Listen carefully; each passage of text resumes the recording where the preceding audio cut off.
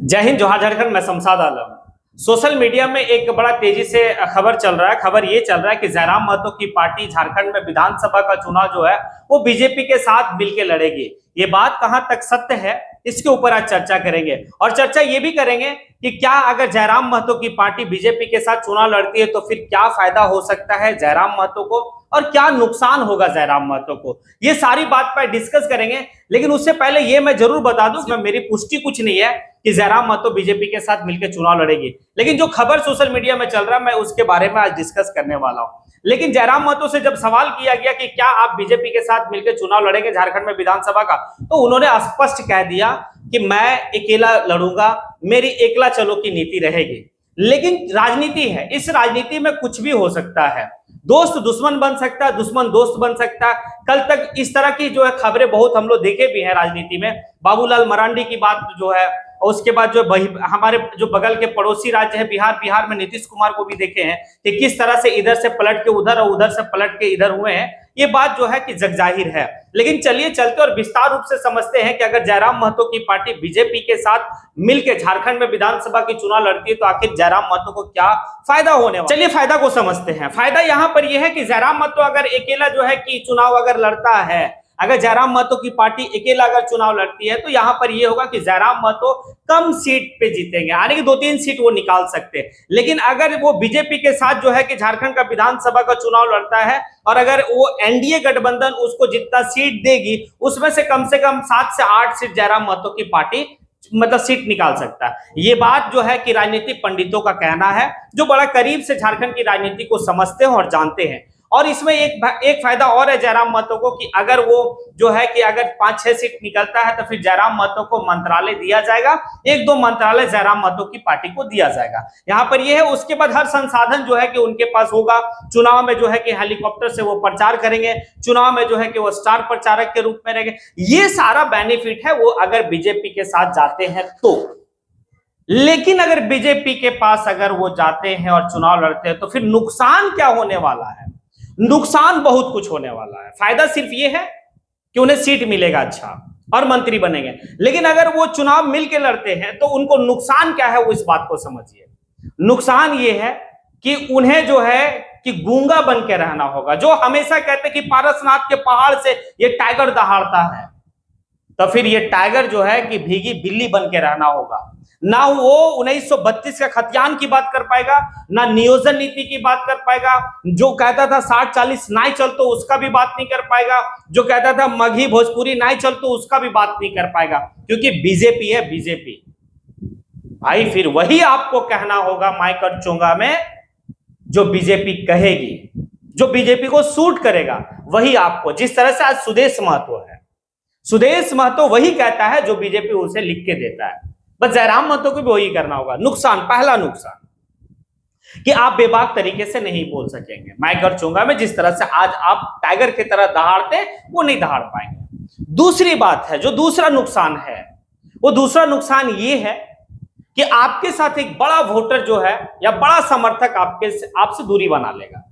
क्योंकि आपने जिस तरह से लोगों को मोबिलाइज किया, जिस तरह से आपने लोगों को मोटिवेट किया, वो आप गलत नीति को बताकर कि उनकी गलत नीति, क्योंकि झारखंड में सबसे ज्यादा अगर कोई राज किया है तो वो है बीजेपी। आपने जेएमएम की गलत नीति को लोगों को बताया, बीजेपी की गलत नीति को बताया, आपने केंद्र सरकार की गलत नीति को लोगों को समझाया, बताया। वो इस आस में आपके साथ जुड़े कि झारखंड में कोई बेहतरी के लिए सोच रहा है तो वो है टाइगर जयराम महतो। झारखंड की झारखंडियत के लिए कोई सोच रहा है तो वो है टाइगर जयराम महतो। और युवा बिना सोचे समझे आपके साथ जुड़े।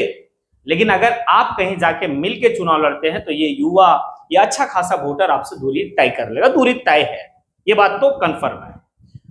तीसरा अगर हम नुकसान की बात करें तो तीसरा नुकसान ये है कि विपक्ष वाले आपको गजब तरीके का प्रहार करेंगे।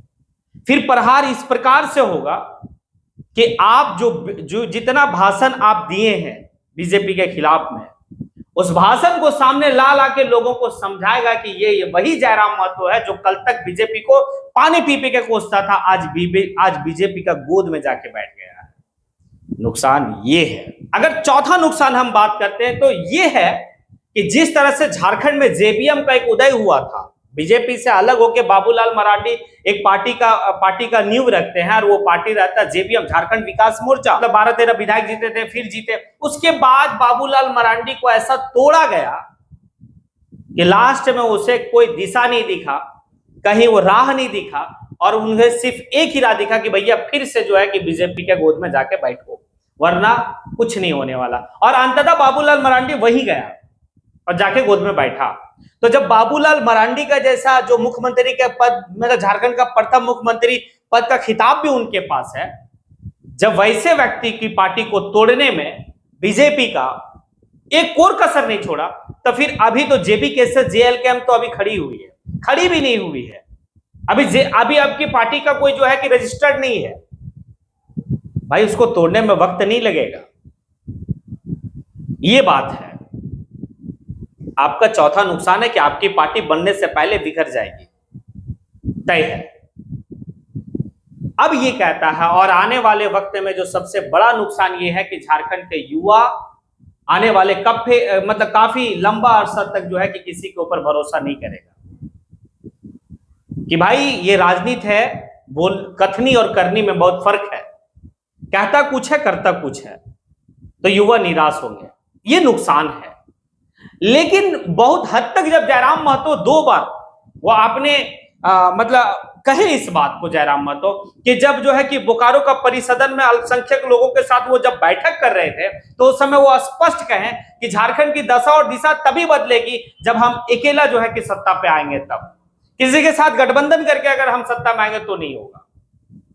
और जब वो दिल्ली से वापस जब जो रांची पहुंचते हैं, तो रांची में मीडिया वाले ये भी सवाल करते हैं कि बहुत ज्यादा जो है कि सोशल मीडिया में खबर चल रहा है कि जयराम महतो जो है कि बीजेपी के साथ गठबंधन करके चुनाव लड़ेगी।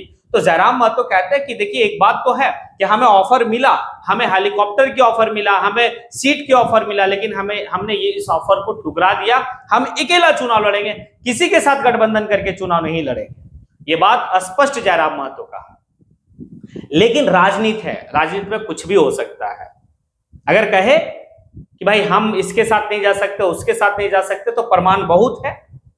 लेकिन हमें उम्मीद है और भरोसा है कि जयराम महतो एक पढ़ा लिखा इंसान है, पीएचडी कर रहा है, उसके पास अच्छे लोग, अच्छे सूझबूझ रखने वाले लोग हैं। वो जानते हैं कि अगर हम कहां पे जाएंगे तो हमें क्या फायदा होने वाला, हमारे पीछे कितने लोग हैं, किस आस में है, ये बात बिल्कुल वो जानते हैं। 28 तारीख की बैठक होने वाली है जेबी केसेस की, और इस 28 तारीख के जेबी केसेस के जो टॉप लीडर हैं वो बैठेंगे और डिसाइड करेंगे कि झारखंड का विधानसभा में हमें क्या करना है, क्या गठबंधन करके लड़ना है, या किसी तीसरे मोर्चा बनाना है, या फिर जो है कि अकेला चलो की नीति अपनाना है।